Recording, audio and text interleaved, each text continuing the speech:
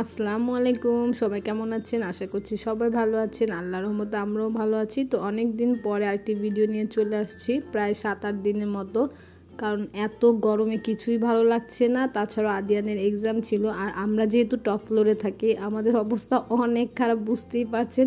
খুবই গরম লাগে প্রতিদিন।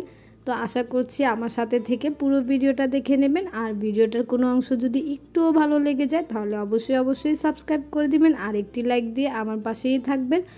আমরা এই গরম থেকে আরাম পাওয়ার জন্য যাচ্ছিলাম পদ্মার পাড়ে। তো আমরা সব কাজিনরা মিলে চিন্তা করেছি যে এত গরম, বাসায় ভালো লাগছে না, আর একটু বাইরে ঘুরে আসা যাক। আর এরকম প্লেসে তো অবশ্যই যাওয়া যায় এই সময়। তো যাওয়ার আগে আমরা এখানে একটু হোটেল খুঁজে নিচ্ছিলাম, মানে আমরা এমন টাইমেই বের হয়েছি যাতে লাঞ্চটা আমরা বাইরে করতে পারি। তো এখন যেহেতু লাঞ্চের সময় হয়ে গেছে, তো আমরা হোটেল ঠিক করছিলাম কোনটা খাবো। তো আমরা শখের হাঁড়িটাই চুজ করেছি। এছাড়া আমরা এখানে বসুমতীতে প্রায় খাই, তো ভাবলাম আজকে একটু অন্যটাতে খাওয়া যাক। তো এই তো আমরা আমাদের জন্য ইলিশ মাছ নিয়ে নিয়েছিলাম। তো ওনারা আমাদের ইলিশ মাছগুলো রেডি করেছিল। তো এখানে আপনারা চুজ করে নিতে পারবেন, যেটা আপনাদের পছন্দ ওটাই কেটে ওরা ভেজে দিবে। এখানে আমাদের বেগুন ভাজা আর ইলিশটা রেডি করছিল। বাহিরটা দেখে বুঝতে পারছেন যে কি রোদ পড়েছে। তো আমরা ইলিশের লেজ দিয়ে ভর্তা বানাতে বলেছি। তো ওনারা বেসিক্যালি ভর্তাই বানায়, তো অনেকে যদি আবার ভাজা খেতে চান সেটাও পারেন। বাট আমরা যেহেতু লেজে অনেক কাটা থাকে, এই জন্য আমরাও লেজের ভর্তাটাই প্রেফার করি, যে ভর্তাটা খেলে আসলে ওরকম কাটাটা ফিল হয় না। ওনারা খুবই সুন্দর করে বানায়। আর এখানে আমাদের সব মাছের পিসগুলা ভাজছিল। তো আমি এখানে একটা ইলিশ এক্সট্রা সেটা বাসায় নিয়ে যাব। আর এই তো আমাদের এই লেজের ভর্তাটা বানাচ্ছে। তো লেজের ভর্তাটা খুবই মজা হয়, আপনারা যারা আসবেন ট্রাই করতে পারেন। আর এসব খাবার দেখলে এমনিও জিভে জল চলে আসে। তো আমার তাই আর এখনও তাই ভয়েস ওভার দেওয়ার সময়। আর এটা ছিল পেঁয়াজের ভর্তা। তো এই তো আমরা খাওয়া দাওয়া শুরু করে দিয়েছিলাম। আমি আনাইজাকে ডাল ভাত আর ডিম খাওয়াচ্ছিলাম। তো আমি এই সব আনাইজার প্রতি খেয়াল রাখতে, যে অনেক সময় অনেক ভিডিও সুন্দর মতো করতে পারি না। তো আমার আর খাওয়ার ভিডিওগুলো তেমন সুন্দর মতো হয়নি, কারণ আমার একটা কাজিন করে দিয়েছিল। তো ওরা খাওয়ার জন্যই অস্থির হয়ে গিয়েছিল, ভিডিও আর কি করবে। তো আমরা খাওয়া দাওয়া শেষ করে এখন পদ্মার পাড়ে চলে আসছিলাম, কারণ আমাদের মেন উদ্দেশ্য এটাই ছিল যে আমরা পদ্মার পাড়ে অনেকক্ষণ থাকবো। আর এখানেও প্রায় অন্ধকার হয়ে যাচ্ছিল। আর এখানে একটা লোক মাছ ধরছিল। তো আমরা দাঁড়িয়ে দাঁড়িয়ে এটা দেখছিলাম। তো এই তো ভালোই বাতাস ছিল। আসলে গরম থাকলেও আমি ইদানিং খেয়াল করেছি বাতাসটা একটু থাকে, কারণ আমাদের 6 তলাও খুব বাতাস আসে।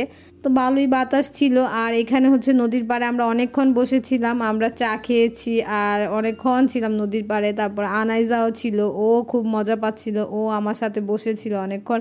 আর আমার কাজিনরা ওরা সবাই ছবি টবি তুলছিল।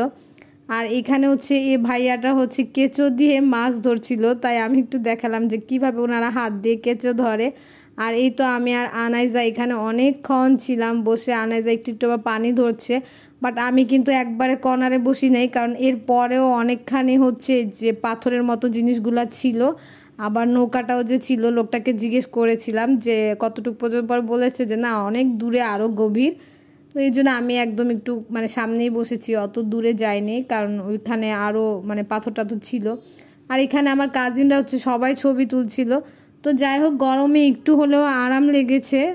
এখানে আনাইজা দেখছিল তাকে ওর বাবারা কিভাবে ছবি তুলছিল, তো ও একটু করার চেষ্টা করছিল। তো আনাইজাও খুব মজা পেয়েছে, কারণ 6 তলা একদম গরমে ও প্রতিদিন খুব টায়ার্ড হয়ে যায়। আর জানি না কতদিন এই গরম থাকবে। তো আল্লাহ করুক যে বৃষ্টির দেখ, সবাই শান্তি পাক।